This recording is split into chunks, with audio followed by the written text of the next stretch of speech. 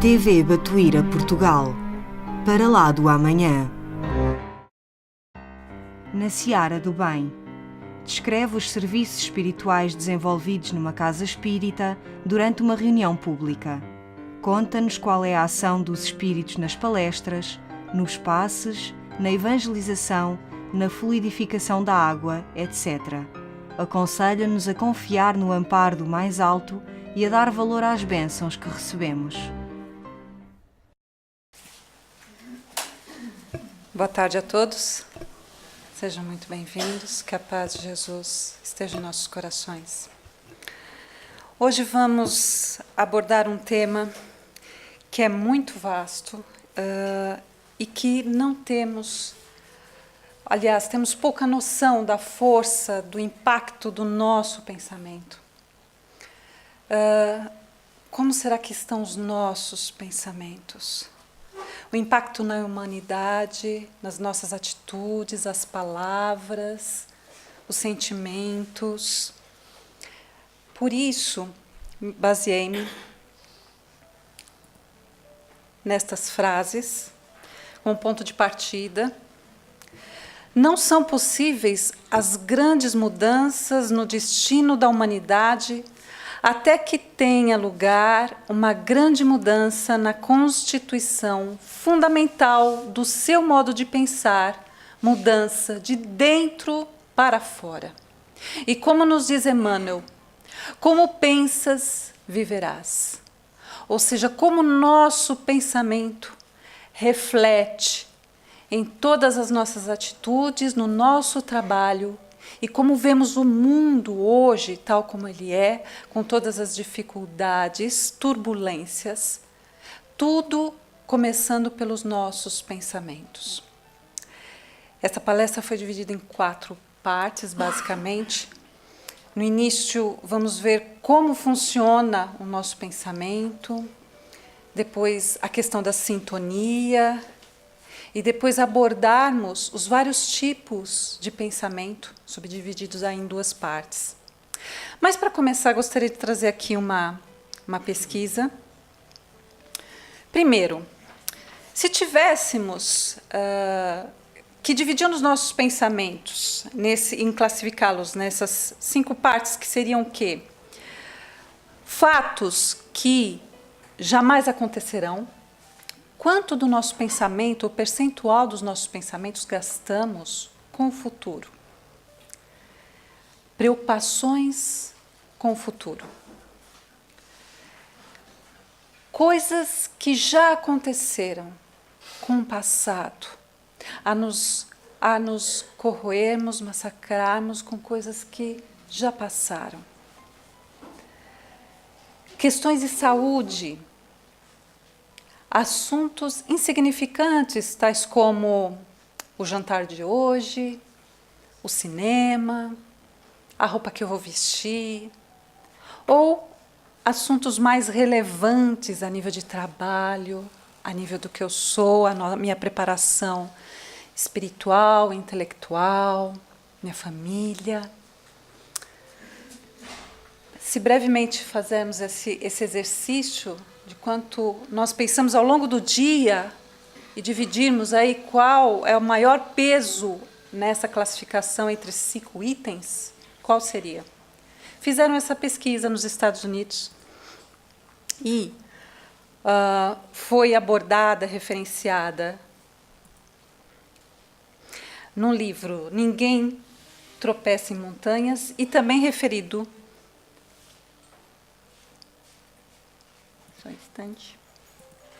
também referido na Revista Cristã de Espiritismo, na edição 24.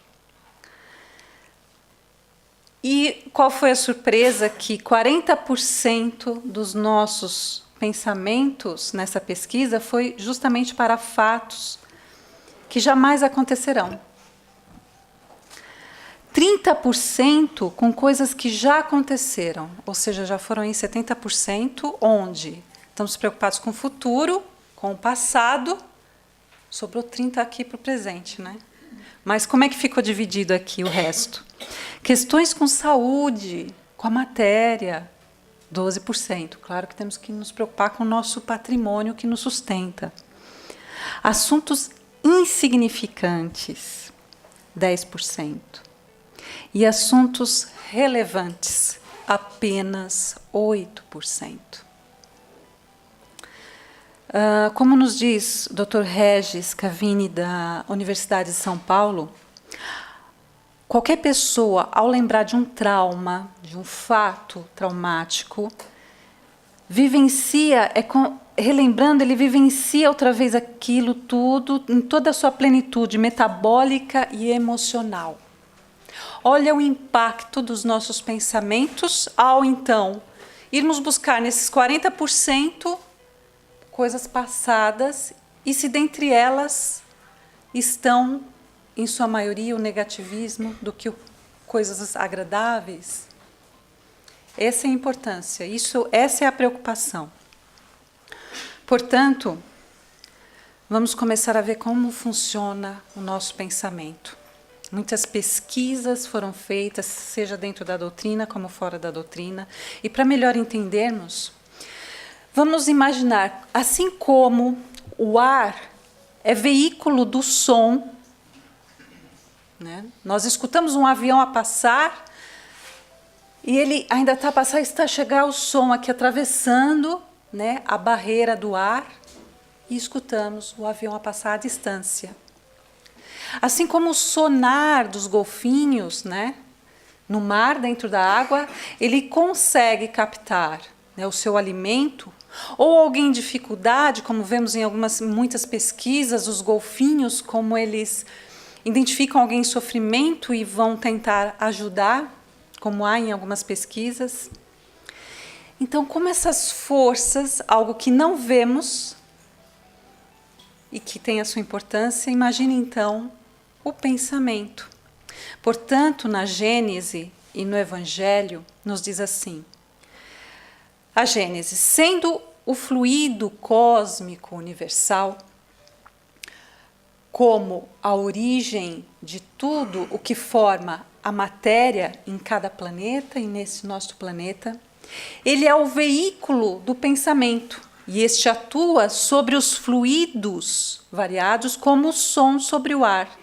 E ele nos trazem os pensamentos como o ar nos traz o som. Encarnados e desencarnados, e aqui repetindo a frase da Gênesis, mergulhados no fluido universal que ocupa espaço, esse fluido recebe o impulso da vontade e é o veículo desse pensamento. Isso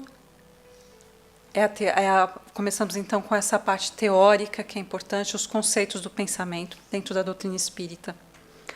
Então, assim como uma barra de ferro, onde, pela excitação dos átomos, ela então produz o calor, assim como pelos filamentos elétricos que produz o som, assim também o nosso pensamento.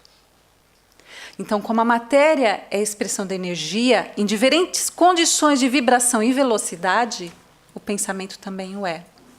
É energia mental, que também se manifesta conforme as variações da corrente ondulatória em corpúsculos da matéria mental.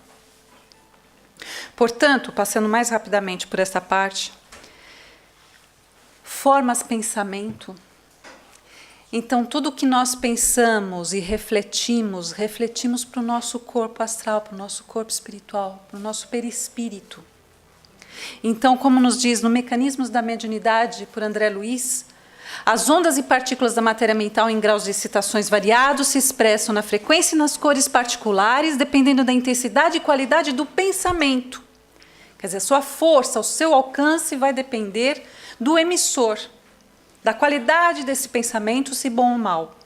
Quando ocorrem as vibrações dos elétrons da matéria mental, irradiam-se luzes e tonalidades diferentes. E nossos pensamentos modelam imagens correspondentes às ideias que projetamos. Por isso, em certa feita, e quem tem a mediunidade, seja da vidência, consegue ver, digamos, as formas pensamentos das pessoas né, a refletirem no perispírito. Por isso que no plano espiritual, os espíritos nos identificam pelo como nós estamos interiormente, pelo que nós estamos emitindo, se é bom ou mal, se é agradável ou desagradável. Então, certa feita, fizeram então essa pesquisa, uma pessoa que estava orando, ela emitia como que luzes, né, luzes para o alto. E minutos depois, eles viam como que luzes a voltar para esta pessoa.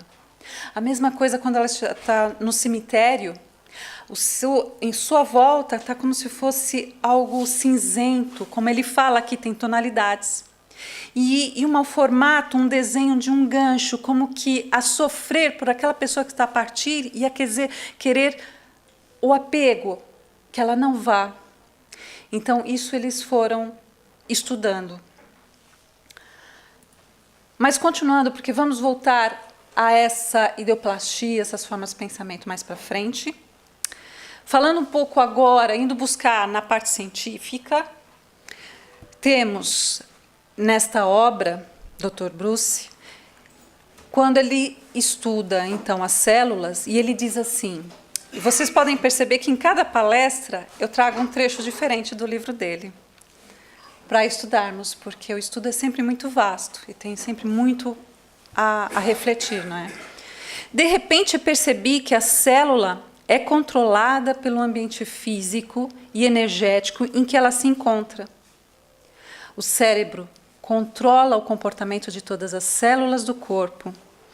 Isso é importante antes de acusar as células pelos problemas de saúde que temos, ou seja, que nós mandamos mensagens a essas células, e ele diz então ao citoplasma da célula, como se ele tivesse uma memória, e que essas células respondem à nossa capacidade mental, à nossa mensagem. Por isso, como ele diz aqui na obra, que muitas pessoas se curam com mais facilidade do que outras, pela qualidade do seu pensamento, de umas serem mais otimistas, mais confiantes e outras mais negativas.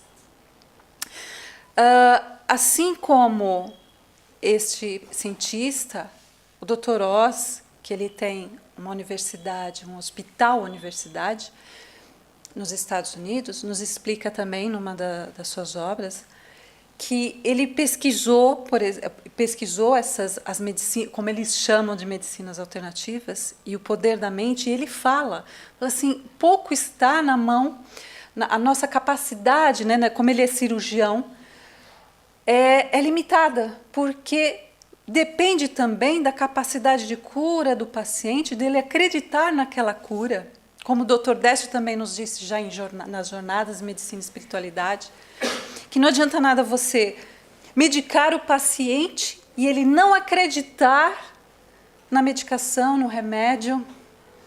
Aquilo, e foi como ele estudou aqui, o efeito placebo e nocebo, que já falamos em outra palestra. Então, como essas pessoas reagem, como o pensamento, então eles encontraram essas explicações estudando as células, né, por esses comandos mentais, nessa capacidade de cura das pessoas. Outra pesquisa, como nos diz aqui esse pesquisador na Vida Secreta da Água, também trouxe outros trechos dessa obra em outras palestras. Aqui nós vemos como ele pesquisa que congela, né, a água, e com uma lente, uma máquina fotográfica de alta precisão, com uma lente de alta precisão, ele faz a fotografia desses cristais e analisa. Então, eu trouxe um exemplo aqui, o antes e o depois da prece. O como é importante o nosso pensamento, a nossa palavra. Isso nos efeitos da água. Então, como, repetindo aqui, né? Nós somos 80% água, o planeta, a água fluidificada. Então, a nossa capacidade mental, então, de envolver a água de forma positiva ou negativa. Então, ele nos diz aqui, por que é que se formam cristais tão espetaculares quando mostramos à água as palavras de amor e gratidão? E aí ele diz: a água reflete a alma humana. As palavras são uma forma de oração. A própria natureza resulta da oração, porque ele fotografou a água na sua nascente também. E doutora Marlene cita este mesmo pesquisador no livro Alma da Matéria, e ressaltando aqui que os pensamentos e palavras escritas ou faladas têm influência nas moléculas da água. Continuando nessas pesquisas, assim como esta máquina que foi criada na Rússia e que é utilizada em hospitais, essa máquina também é utilizada naquele hospital que eu falei, do Toros, porque ele cita no seu livro, que fotografa a hora humana, a máquina Kirlian. Então, vemos aqui alguns exemplos quando a pessoa não está bem. Então, ela coloca aqui, é uma máquina, então, quando que ela é impressionável, colocamos aqui o dedo, ou colocamos a folha de uma árvore. E mesmo que cortemos a folha, né, um pedaço da folha, a aura continua, porque ela ainda permanece ali. Então, a mesma coisa com o perispírito, com qualquer órgão do perispírito. Quer dizer, perispiritualmente, o corpo espiritual ainda ali continua. E aqui, uma foto da aura já equilibrada. Então, como nos diz a Gênese, criando essas imagens fluídicas que falamos no início, o pensamento reflete no seu envoltório como num espelho e toma nele corpo e aí, de certo modo, se fotografa. Continuando, como eu falei da idoplastia, neste livro do Dr. Paulo César Frutuoso, que esteve no nosso seminário em março, no livro Espíritos Decaídos Materializados, onde ele explica, então, como como o sofrimento, o espírito em sofrimento e a culpa faz com que a pessoa tenha uma aparência de acordo com o seu estado de espírito, com o seu interior, com o que ela está sentindo, com o que ela está pensando. E como ele nos diz aqui no livro, sabemos que a mente ditará a aparência do espírito no plano astral. Se mais jovem, se mais velho. Se predominarem erros voluntários e más obras, seu aspecto será sombrio e triste. Mas se ao contrário as virtudes e boas obras se fizerem maioria, será um espírito feliz e luminar. Como vemos também nas obras de André Luiz.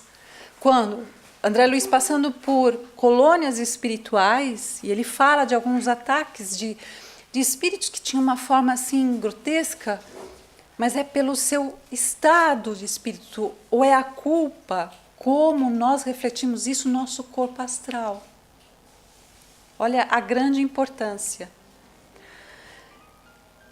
Passando por essa parte mais teórica, vamos diminuindo aqui o grau da teoria, a sintonia e a transmissão do pensamento. Falando sobre isso, e começamos a falar sobre o ambiente, na Gênese nos traz assim, que o pensamento do encarnado atua sobre os fluidos espirituais. Isso já vimos no início. Como o do desencarnados, que se transmite de espírito a espírito. E vamos ver mais à frente uma representação gráfica para ser mais fácil de entendermos.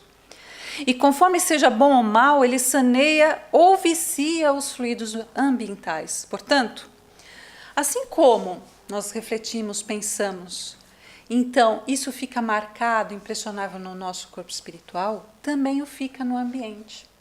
Assim como André Luiz nos diz que quando oramos, impregnamos as paredes do local onde nós estamos, isso também acontece no ambiente, né? Então, na sala em que estivermos, tudo que nós pensarmos e que permanece ali. Há um livro que fala também sobre as ideoplastias, onde um médium vidente, ele via umas formas estranhas numa sala quando eles entraram numa casa antiga e que já não morava mais ninguém, e que depois ele se apercebeu que aquilo eram formas de pensamentos do antigo morador. Ele percebeu que aquilo era fictício, que era algo que ali ficou impregnado. Isso pela vidência. Ainda na Gênese, ela nos diz que os maus pensamentos corrompem então os fluidos espirituais, como os miasmas deletérios corrompem o ar, fazendo então a comparação com o ar. Portanto, as vibrações constantes das preces, como estávamos a falar, aí emitidas por vários séculos, aqui no livro Libertação, eles estão então num local onde iam encontrar com outros espíritos que também trabalhavam na crosta terrestre. Era uma colônia onde estava situada num meio muito difícil, e eles então adentraram este templo onde iam encontrar com outros trabalhadores. Então, é isso que ele está aqui a relatar, que as vibrações constantes das preces emitidas nesse local por vários séculos, que era um templo, tinham criado em torno daquela edificação um prodigioso clima de encantamento. As flores pareciam corresponder aos sons cristalinos, variando no brilho e na cor. Então, olha como impregnamos o local onde nós estamos. Então, vocês imaginem aqueles locais onde há muita discussão, aqueles locais mais difíceis de refazimento. Então, como é importante em cada local nós orarmos, para que seja desfeito esses miasmas negativos. Depois, em lindos casos de Chico, certa feita Chico foi visitar uma casa de mulheres da vida, e Chico conversava com elas, era agradável a conversa, elas gostavam muito de estar ali conversando com Chico. O problema é o ambiente que ali se formavam, as intenções das pessoas que ali visitavam. Então, Chico uma vez falou para Emmanuel, né, que gostaria de continuar indo naquela casa, visitar e conversar com elas, e o Emmanuel disse assim: você pode entrar quando quiser, somente desejo saber se você pode sair, ou seja, se ele ia aguentar por quanto tempo, né? Então, mostrando a nossa fragilidade, o como nós somos impressionáveis, o como nós temos, é claro que podemos estar em todos os lugares desde que estemos fortalecidos. E por muitas vezes vivemos nas obras de André Luiz, mesmo André Luiz, quando entrava em determinados lugares, ele sentia uma impressão mais negativa, enquanto que o benfeitor, que já estava mais acostumado, já não. Estava fortalecido, entrava no umbral, entrava em vários locais muito difíceis, sem nada sentir, enquanto outros trabalhadores já sentiam. Então, o que ele estava aqui a chamar a atenção é para a nossa fragilidade, se estamos fortalecidos o suficiente para estar nesses locais, né? Não que não devêssemos entrar ou para socorrer no umbral ou entrar para socorrer seja onde for, mas a nossa mente, o nosso pensamento vigilante. Mesmo nas entregas das tarefas, de mantimentos, o nosso pensamento vigilante para cada um que nós fomos encontrar pelo caminho e visitar. Continuando sobre os ambientes, no nosso lar também é chamada a atenção quando nós vemos notícias, por exemplo, de guerras, notícias difíceis, e que eles tentaram ao máximo no nosso lar fazer com que os trabalhadores mantivessem a paz e a serenidade, que não se alarmassem, que não se deixassem levar pelas notícias. Então, imaginem nós, certa feita, numa casa espírita em que estive, a presidente falou que ela via poucos noticiários, porque ela falou: eu já sei mais ou menos o que acontece, vejo assim, só assim, os jornais, os títulos, assim, já sei mais ou menos. Por quê? Ela falava assim que ela não queria que a sua casa ficasse impregnada só com notícias ruins, e depender do noticiário que estamos a assistir, documentários, filmes. Quantas vezes eu já ouvi falar, né, pessoas que assistem um filme de terror daqueles aqueles tremendos filmes de terror, depois não conseguem dormir, depois não conseguem ficar no ambiente, aí não tem que fazer companhia para o outro, porque a nossa mente é impressionável. Então, olha como nós devemos escolher com cuidado o que nós vemos, assistimos, o que nós lemos. Temos que nos preocupar. Parece chato, desagradável, mas temos que nos preocupar com isso, porque nossa mente é realmente muito impressionável. E como fala aqui em nosso lar, se facilitarmos, as ideias inferiores poderão encontrar acesso em nossos corações e invadir nossos sentimentos. O pedir e obtereis aí funciona. É buscar e achareis. Quer dizer, conforme a nossa forma de pensar e sentir, vai ser determinante para o que vamos achar. É indispensável que no momento em que estáis vivendo, saibais como deveis viver. Portanto, algo que é interessante, né? A reciclagem mental. Como nos diz o livro Horizontes da Mente, por Miramês, eu achei interessante que todo lixo mental é reaproveitado, tudo é reaproveitado, né? Pela misericórdia divina. Como nos diz também Richard Simonetti. Os espíritos de alta envergadura, de modo a desintegrar as formas inferiores, aproveitam-nas como lixo mental, canalizando-as para os animais da mesma faixa. Então, tudo é reaproveitado. E quantas das tempestades, os trovões, os relâmpagos, eles vêm restabelecer justamente a energia deletéria que deixamos no planeta. Isso também é falado e é comentado, seja no Livro dos Espíritos, seja também uma das obras de Richard Simonetti. Falando sobre a sintonia.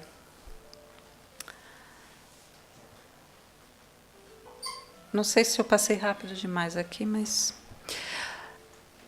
No Livro dos Espíritos, questão 419, a mesma ideia, a mesma descoberta em vários pontos do planeta, ou seja, é uma questão onde ele aborda por que será que, às vezes, uma descoberta aparece em vários pontos do planeta. Então, no Livro dos Espíritos responde que os espíritos se encontram durante o sono e confabulam, e muitos podem estar trabalhando em equipa, em grupo, para aquela pesquisa. Estão em sintonia. Isso é uma sintonia mental. A mesma coisa como foi com a descoberta do avião, onde vários cientistas estavam encarnados trabalhando naquela intenção. O trabalho, o resultado é de Deus, é criação divina. Nós somos os, digamos, facilitadores, os trabalhadores para todas as pesquisas, para todas as tarefas. Nunca estamos sozinhos, estamos sempre a trabalhar em equipa. No livro As Dores da Alma, quando nos preocupamos, lemos sobre um assunto e logo atraímos criaturas com interesse ou leituras sobre o mesmo tema. Então eu mostrei aqui a foto desse senhor lendo e esse espírito aqui lendo ao lado dele. Muitas vezes isso acontece. E quantas vezes estamos ali ler e vem um questionamento, e é interessante que parece que começamos a confabular, a dialogar, porque estamos realmente mentalmente, há alguém do nosso lado, também estudando conosco. Isso me acontecia na escola. E vemos então aqui como nós atraímos pela leitura, né, por aquele tipo de leitura. A semana passada, ou há 2 semanas, esteve aqui Geraldinho, não é? Onde ele falou do Chico e falou da psicometria, onde os livros, como os livros, as palavras, ela tem a sua energia. Então, o Chico, pela psicometria, ele não precisava ler as notícias, ele comprava os jornais, as revistas, as cartas ele não precisava abrir, ele sentia a vibração, o que estava ali descrito nas cartas, naquelas notícias, o que aquele autor descreveu ali, e ele conseguia perceber tudo aquilo. Portanto, as palavras, os livros, têm essa energia. Então, o Evangelho, né, quando fazemos o Evangelho no lar, o quanto ele abençoa aquele ambiente, a luz que reflete daquelas palavras. Então, o Chico ele passava a mão no livro, nossa, que beleza que está aqui isso escrito, que como está bem escrito, como está, que foi o que ele nos relatou, o exemplo que ele nos trouxe. Em mecanismos da mediunidade, a simples leitura de uma página de jornal, uma conversação rotineira, a contemplação de um quadro, uma visita a familiares, um simples conselho, são todos agentes de indução que nos liga com as mentes sintonizadas no mesmo assunto.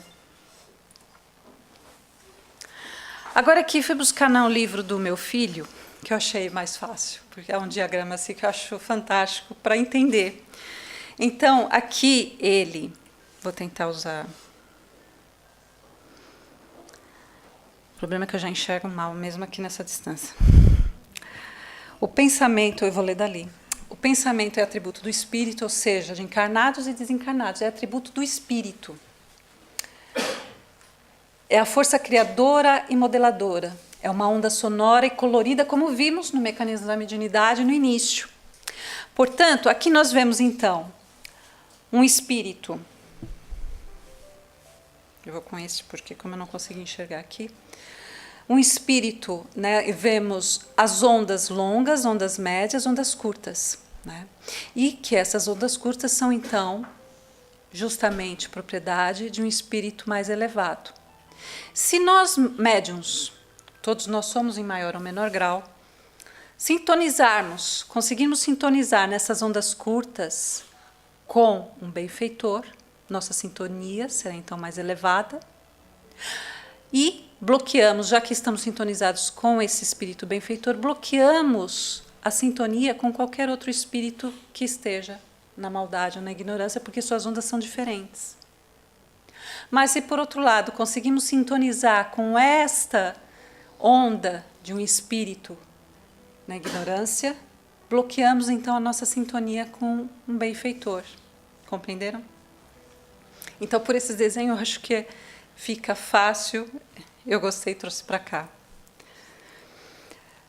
Portanto, nós sabemos, o nosso material que temos em casa, o portátil, a televisão, então eles são receptores, né, de sinais, de ondas.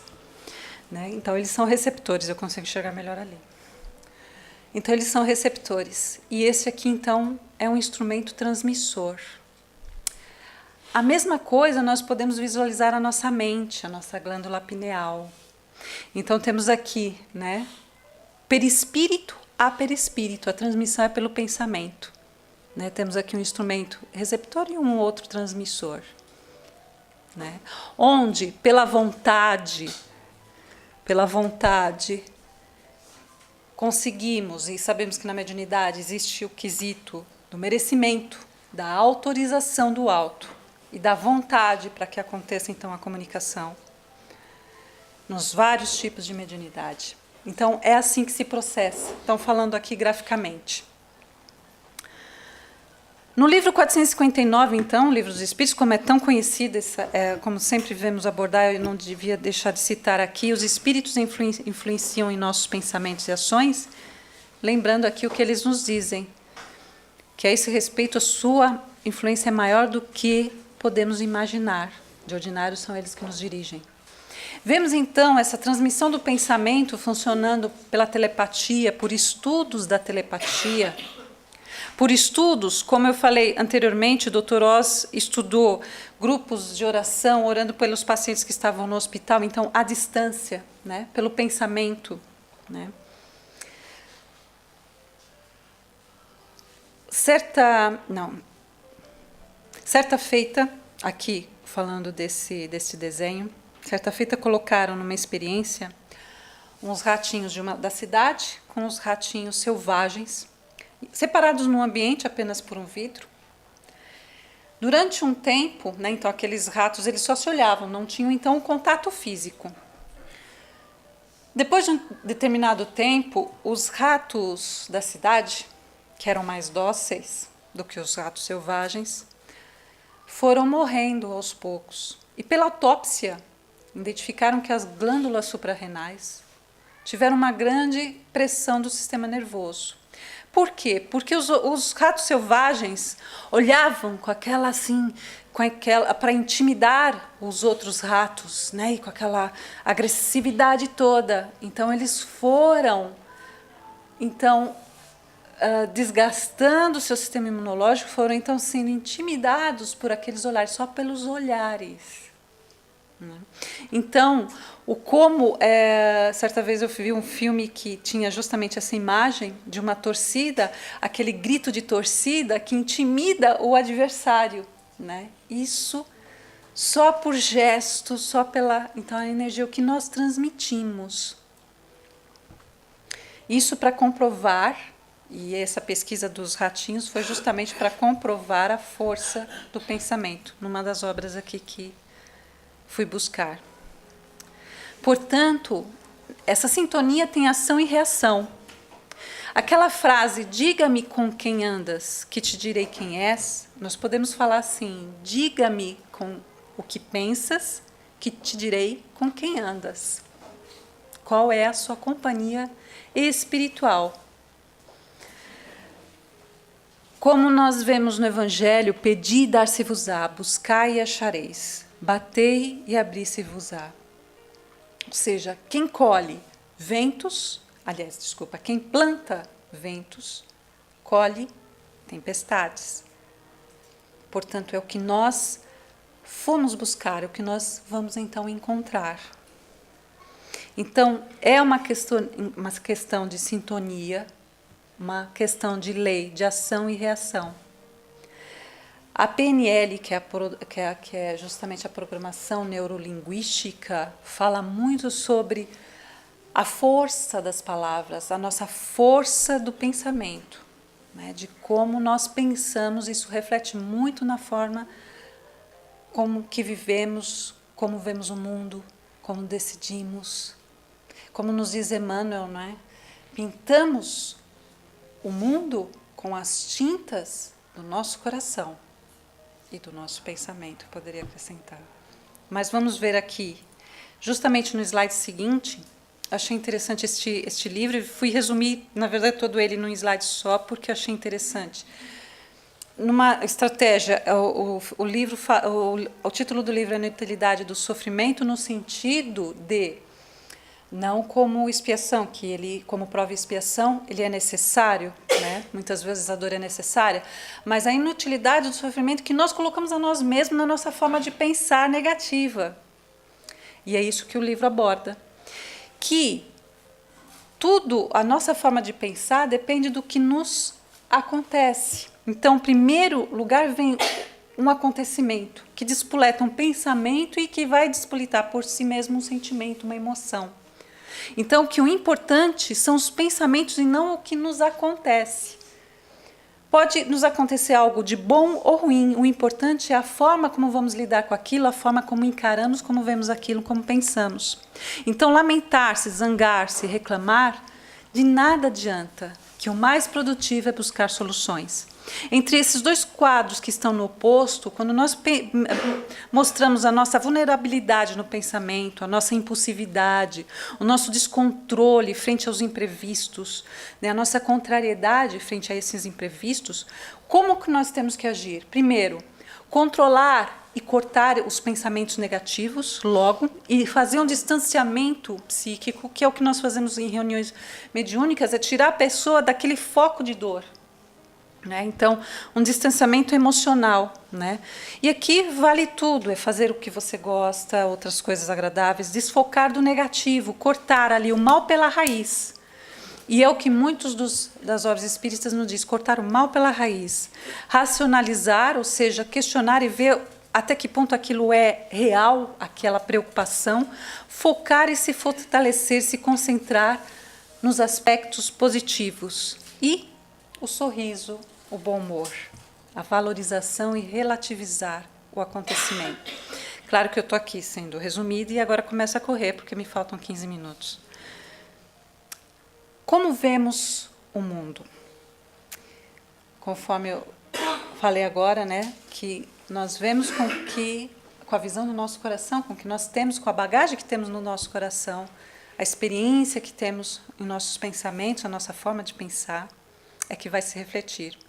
E aqui eu coloco logo uma ilusão de ótica, porque quantas vezes aquilo que a gente acha que está vendo não é aquilo, porque é justamente pela nossa experiência, como nos diz Emmanuel, por aquilo que nós carregamos dentro de nós, é que vamos visualizar, ter a visão daquilo que não é e que pode ser não a visão do todo. E que a espiritualidade muitas vezes tem essa visão do todo. Quem vê aqui uma moça jovem? Levanta a mão. Eu acho que a mais fácil de identificar é uma moça jovem. Ela está de perfil, então ela está aqui, tem aqui nariz, o olho, a orelha, o queixo, e ela está de perfil olhando para trás, para o lado. Cabelo, pescoço, colar. Quem vê aqui uma senhora idosa? Já é menos, não é? Olha como a nossa capacidade de visualização. E que isso nos acontece com o nosso pensamento, com a nossa forma de ver o mundo. Então, essa senhora está aqui. Este aqui é o nariz dela, seus olhos, sua boca, seu queixo, seu cabelo. Portanto, temos aqui a jovem e temos aqui a senhora idosa, que vai até aqui, né? A nossa forma de ver o mundo. Pois é isso que nos acontece, por exemplo, na mediunidade. No livro Estudando a Mediunidade, eu enxergo ali o mesmo fenômeno auditivo ou visual pode ser observado diversamente por vários médios segundo o estado mental de cada um. A mente humana funciona à maneira de um prisma de cores variadas. Quer dizer, a mensagem do benfeitor pode ser uma, única, só que cada um vai percebê-la de maneiras diversas, pela sua bagagem. E isso, para quem estuda a mediunidade, sabe do que estamos aqui a falar. Eu vou começar aí um pouco mais depressa. Interessante esse. Às vezes eu pergunto, por que sempre sou eu o cara de sorte? Não é? Ele ainda, mesmo nessas circunstâncias, ele pensa, ele é otimista e ele pensa que é a pessoa de sorte. Então, mesmo nas situações mais contraditórias, nas situações mais difíceis, o conseguir visualizar algo de positivo é extraordinário. O ter bom humor é extraordinário. Portanto, esse desenho reflete o que nós precisamos trabalhar a nível do nosso pensamento, sentimentos. Se dermos, por exemplo, a um publicitário, para ele descrever um botão de uma camisa, ele vai descrever o botão de uma camisa com tantas funcionalidades que você vai mudar o conceito sobre aquele botão de uma camisa, de um simples botão. Se você der uma pessoa apaixonada para descrever a pessoa amada, ela vai descrever de uma tal maneira, né, tão poética. Se você pedir para um economista falar sobre os números mundiais, e ele vai se deleitar com aquilo, e vai falar e falar, agora vai dar esses mesmos temas a uma pessoa depressiva, triste, pessimista. Aí você senta e chora. O que é importante não é o que fazemos, mas como fazemos. Em todas as tarefas. Não é o que fazemos. É como fazemos, com que amor, com que pensamento, com que sentimento fazemos aquela tarefa. E o que está importante é aqui à frente, começa agora aqui. Então, um senhor trazendo um carrinho, né, na rua, era o trabalho dele. Uma moça muito triste passa por ele e fala, que triste a vida sua, não é? Tendo que carregar sempre esse carrinho. A senhora, não, eu não penso como a senhora. Eu sou muito feliz porque tenho forças que não preciso de um animal para carregar o meu carrinho. Então, e isso fez ela pensar sobre o que é a felicidade. É a forma como nós vemos, é a forma como nós sentimos. Então, como nos diz aqui no livro, nesse livro, Siga o Coração, não é o que lhe acontece, é como o que você vê o que lhe acontece. O que diferencia o otimista do pessimista é o seu estilo explicativo. Como um vendedor de sapatos que vai para um local da China, e naquele local todo mundo anda descalço. Então ele volta, o pessimista volta para a empresa e diz assim, olha que pena, não vai dar certo, ninguém usa lá sapatos. O otimista, como é que fala? Olha que beleza, vamos vender todos os sapatos, ninguém usa, vamos poder vender, ninguém usa sapatos. Olha a diferença do estilo explicativo, não é? Então, a forma de pensar positiva pode não lhe garantir tudo ou eliminar determinados karmas, mas vai ajudá-lo a ter maiores chances para ganhar, para vencer, para superar, maior poder de superação. Quem se demora na contemplação do mal não está em condições de fazer o bem, como nos diz aqui, né, e o Lúcio no livro Jesus no Lar.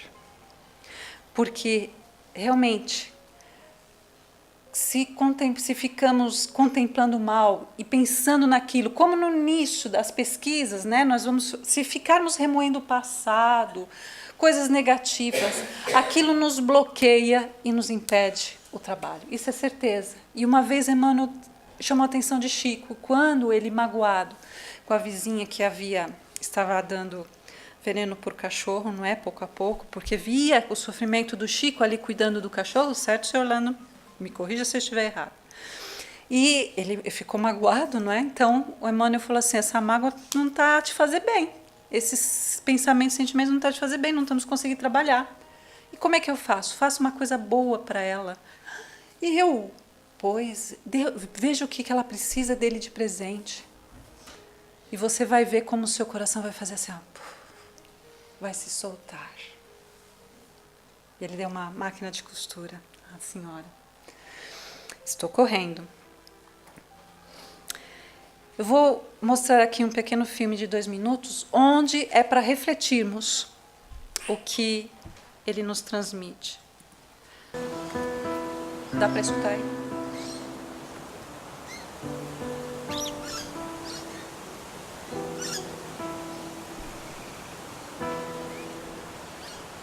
É a pobreza e a riqueza lado a lado.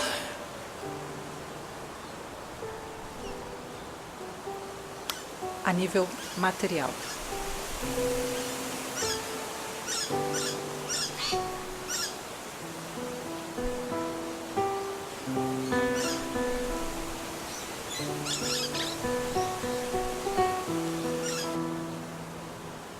I wish I was like him.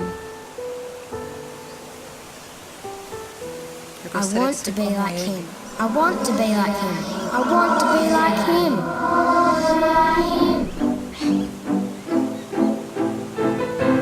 Yes!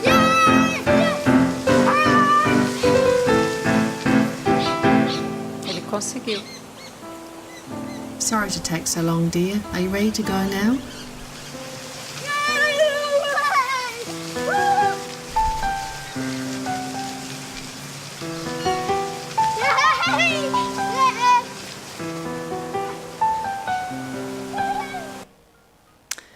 Portanto, olha o cuidado com o que nós desejamos. Deus sabe o que é melhor para nós. Será que aquilo que desejamos, que pensamos, será que vai ser bom para nós? Será que nós temos a visão certa do que está acontecendo com o outro? Será que estamos valorizando o que temos? Olha como depois, mudando os papéis, o outro valorizou a roupa e o outro valorizou a liberdade dos movimentos. O desejo e a valorização faz o que pensar. Como nós estamos pensando e desejando. Portanto, nós somos o que pensamos. Porque onde estiver o teu coração, onde estiver o teu tesouro, aí também está o teu coração. Numa novela que eu vi há pouco tempo, Amor, Eterno Amor, ela tinha várias cenas de cunho espiritual. Uma delas era do obsessor, era do obsessor, onde ele estava ali, perto, né, do seu obsediado, o pensamento o atraía para ali. Até que numa determinada cena, ele tenta se vingar e tenta fazer com que ela não fira mais pessoas, e ele, sem querer, desvia a arma dela, fluidicamente, ele pensando, ele deixando ela tonta, desvia a arma para uma criança. Ou seja, ele ajudou ela a matar a criança, e ele ficou com um extremo remorso e culpa. Automaticamente, ele se transportou para o umbral. Então, o pensamento dele estava atraído para aquele local, para aquela casa. A partir do momento que ele começa com a culpa e que ele tem, então, que fugir daquele ambiente, ele se transportou para o umbral. Então, umbral nada mais é do que um local para a limpeza dos resíduos mentais, né, do lixo mental, que vamos limpando em prestações. Né? Esse é o umbral. No momento quando ele dirige a palavra ao benfeitor, ele diz, por favor, me ajude. O benfeitor, que era o anjo de guarda dele, se aproxima. Eu só estava à tua espera que você me chamasse. Sempre estive ao seu lado. Estava à espera que você me chamasse. Por favor, ajude aquela criança que eu matei sem querer. E ele falou, você mesmo pode pedir isso. Você pode orar. E é isso que vemos no Evangelho segundo o Espiritismo, que a prece pode ser feita por qualquer pessoa, que os benfeitores vêm suprir as nossas falhas, nossas necessidades. Vou andar mais rápido. Vou tentar aqui. Então, pensamento positivo, nós vemos, quando vemos essa foto, por exemplo, a persistência realiza o impossível. O como acreditar, né, é a força do pensamento positivo de transpormos barreiras, sejam elas físicas e espirituais. O querer vencer, a vontade ajuda e muito, como sabemos, é um dos mecanismos da mediunidade, a vontade. Claro que trabalhamos com merecimento. Eu conheço um amigo onde ele tinha um determinado karma, uma determinada dívida, só que o bom humor dele, a alegria, mudou aquele karma e aliviou imensamente. Então aquilo ajudou muito, o pensamento positivo o ajudou. Portanto, o fracasso não é contrário do sucesso, desistir é contrário do sucesso. Thomas Edison, Elvis Presley, todas essas pessoas que tentaram até conseguir. Isso é o pensamento positivo. Eu vou passar por esse slide, os pensamentos negativos, o contágio, pensamentos de guerra. Vou também passar por este, que são os pensamentos fixos, né? Por exemplo, os hipocondríacos, né? Que isso é a mesma coisa que aquela passagem do Evangelho, quando deixamos a casa aberta. Né? Deixamos a nossa casa vulnerável, deixamos os nossos pensamentos adentrarem, então, esses pensamentos sombrios e negativos. Vou me deter mais por este slide. Os pensamentos de solidão. Na verdade, nós nunca estamos sozinhos. Como diz Emmanuel, nós temos uma nuvem de testemunhas. E que, como nos diz aqui esse dizer, né, nessa foto, nunca estamos sozinhos, mas nossas companhias dependerão do teor dos nossos pensamentos. Portanto, há um conceito, também vou passar por ele, já falei em outra palestra, que é um Ubuntu africano. Certa feita, um antropólogo colocou uma cesta de doces embaixo de uma árvore e as crianças, para então competir e chegarem até aquela cesta. O que elas fizeram? Deram as mãos todas juntas e correram até a cesta e todas pegaram a cesta ao mesmo tempo. E elas disseram assim para ele, Ubuntu, que é: sou quem sou porque somos todos nós. O que eu faço impacta no que você faz. Se você se ferir, eu também me firo. Então, fala de uma coletividade, que é um conceito muito interessante, que eu vi também num livro de biografia de Mandela. Portanto, uma mensagem que eu vi hoje, inclusive de um vídeo, ele mesmo diz que, como a oração nos diz o Pai Nosso, Pai Nosso, Pão Nosso, é o nós, né? Como nós pensarmos na coletividade, nos preocuparmos com a coletividade, como o mundo também mudaria, como esse pensamento coletivo mudaria. Portanto, é o que vem no Livro dos Espíritos na questão 766. Temos que crescer todos juntos e progredir. Ninguém progride sozinho. No livro Ação e Reação, recomendo, que fala justamente sobre os pensamentos, alguns livros que nos impregnam na mente, né, que tem figuras que acabam por perturbar um pouco a nossa mente. No livro Entre a Terra e o Céu, no capítulo 33, que é interessante, isso é interessante, porque às vezes a pessoa, eu pensei mal, acabou atingindo a pessoa. Se é para ela receber mesmo aquilo, vai realmente chegar a ela. Senão, vai ser bloqueado. Então, o que acontece? Esse enfermeiro foi justamente atender ao domicílio uma família a qual ele tinha raiva daquela mulher por ter abandonado ele no passado. E ele tinha que salvar o filho dela. Ele, com pensamentos negativos que não conseguia controlar, ele desejava a morte da criança. Realmente, a criança morreu, mas morreu porque tinha que morrer. Então, os benfeitores aqui disseram assim: aqueles jatos de pensamento escuro que partiram do enfermeiro, como que envenenando o nosso doentinho. E o que o benfeitor respondeu, isso aqui era a pergunta do André Luiz, no que o benfeitor respondeu: se não estivéssemos junto dele, teriam abreviado a morte, mas ainda assim a lei ter-se-ia cumprido. Entretanto, aqueles pensamentos voltaram para ele mesmo.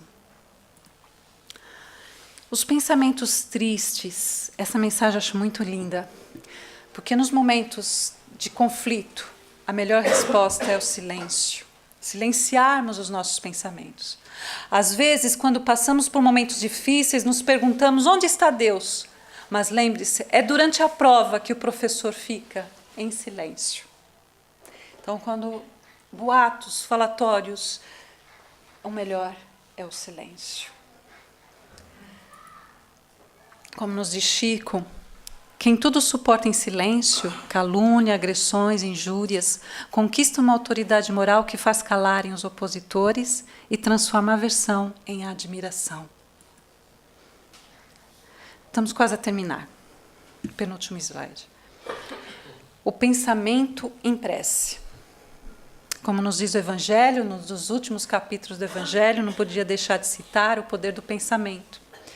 O poder da prece está no pensamento, na força do pensamento. Ela não se prende às palavras requintadas ou não. Mas ao sentimento, à força do pensamento. Não se prende ao lugar, ela supre, quando necessário, a insuficiência daquele que ora. Como aquele caso do obsessor no umbral que queria orar pela criança. Por ela, um ser se põe em comunicação mental com outro ser a quem se dirige. A força do pensamento. Este capítulo explica justamente o que nós vimos da gênese e mecanismos da mediunidade no início dessa apresentação. E agora a nossa mensagem final. Uma prece de André Luiz, no livro Ideal. Senhor e Mestre, vigia meus pensamentos. Acomodado na certeza de que os meus pensamentos são invioláveis aos meus semelhantes, muitas vezes ponho-me a pensar o que não devo, não poupando julgamentos, que se revelados propiciariam duras recriminações. Bem sei que para conduzir à falta basta o pensamento, porém, não me sinto perfeito bastante para evitar que eu julgue conforme o meu estado de humor, levando a diminuir ou até ridicularizar o meu próximo.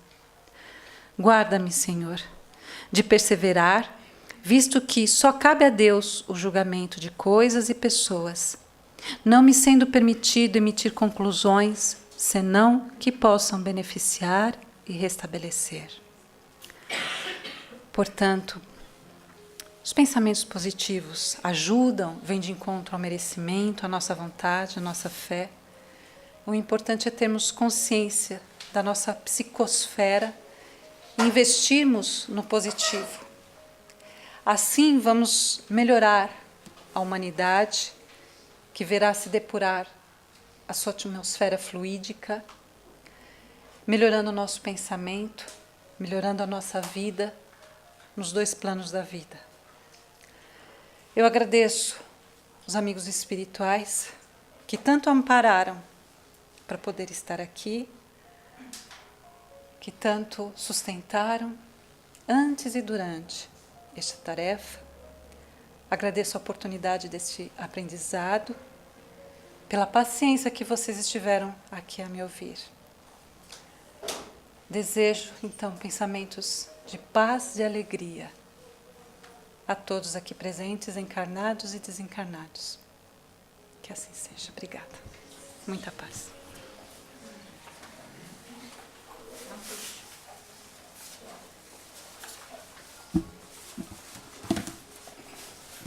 Bom, e vamos então terminar. Esta palestra é importante para todos nós, não é? Porque trata um tema fundamental, que é o pensamento. E eu pedi à Andreia que não tirasse, porque acho que a nossa reflexão final deve ser precisamente esta que aqui está. O pensamento em prece. Em primeiro lugar, nós sabemos que a prece é tudo para nós. É o alimento da nossa alma. Mas, ainda ontem falámos sobre esse assunto, essa prece tem que ser efetivamente não mecânica, não dos lábios, mas sim vinda do coração, vinda do nosso íntimo. Não é preciso ser mecanizada no sentido de ser decorada. É até preferível, a maior parte das vezes, que ela venha realmente do nosso íntimo para a nossa boca, para as nossas palavras. E aqui, este livro ideal de André Luiz, psicografado, claro, por Chico Xavier, diz tudo. E se nós realmente pensarmos bem naquilo que está ali escrito, na mensagem que André Luiz nos transmite, eu creio que ela vem ao encontro de tudo aquilo que hoje aqui nos foi ensinado para nosso bem. Devemos vigiar e ter um extraordinário cuidado com os nossos pensamentos. E isso é uma questão que nós também aprendemos a fazer. Não é de um momento para o outro, porque muitas vezes queremos concentrar-nos e orar e quando nos damos por nós já estamos a pensar noutra coisa, não é? Mas é tudo uma questão de prática. E quanto mais orarmos, mais fácil para nós vai ser continuar a fazê-lo e maior amparo vamos ter da espiritualidade superior. Tenhamos imenso cuidado, como ela nos explicou, com as palavras e principalmente com os nossos pensamentos quando estamos na nossa casa, quando vamos começar a orar. Tudo isso é essencial. É essencial para nós. É por isso que o Evangelho no lar também deve ser uma prática que todos nós, que ainda não podemos dizer que somos espíritas, somos apenas aprendizes de espíritas, devemos cultivar nas nossas casas. Portanto, Senhor e Mestre, vigia os meus pensamentos. Não me deixes desviá-los para onde não devo, porque isso vai abrir fendas, brechas no meu cérebro, na minha mente, e por aí vão entrar aqueles que nós não gostamos de ter por companhia.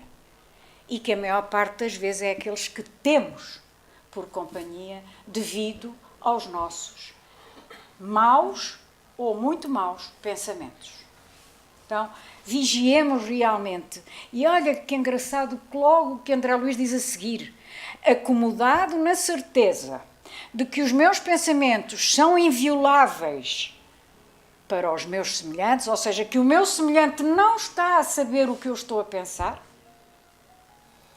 muitas vezes ponho-me a pensar o que não devo. Só que aquilo que nós não nos damos conta é de que os nossos pensamentos, contrariamente àquilo que nós julgamos, não são invioláveis.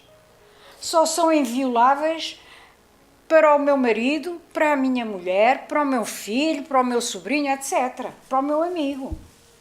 Mas, e do lado lá? Nós sabemos que está tudo plasmado na nossa aura. E que os nossos pensamentos estão lá todos. Então, não são de maneira nenhuma invioláveis. E nós sabemos que tudo, como a Andreia explicou muito bem, são ondas. É energia e os nossos pensamentos são isso mesmo. E nós, por onde ela também explicou, atraímos, sintonizamos-nos com aqueles que pensam como nós. Portanto, muito cuidado. E sim, vamos pedir a Jesus que vigie, que nos ajude. Aliás, não é aquele que vigie, quem tem que fazer o nosso trabalho somos nós. A espiritualidade não o faz por nós. Ajuda se vê que nós temos boa vontade e perseverança, mas não vai trabalhar nem fazer aquilo que é responsabilidade nossa. E por isso sim, Senhor e Mestre, ajuda-nos a pensar melhor. Ajuda-nos a vigiar os nossos pensamentos.